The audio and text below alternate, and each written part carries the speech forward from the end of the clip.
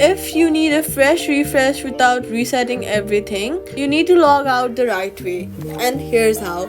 First of all, open your Citi Mobile banking app and then head over to your settings, open menu and then tap Logout.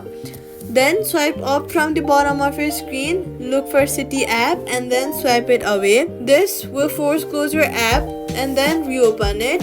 After that, confirm biometrics and alerts are still enabled.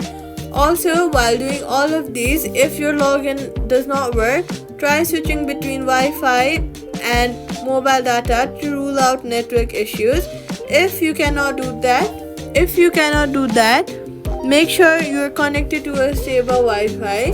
Then confirm biometrics and alerts are still enabled. Tip: uninstalling the app resets more settings than logging out, and that's it. Subscribe for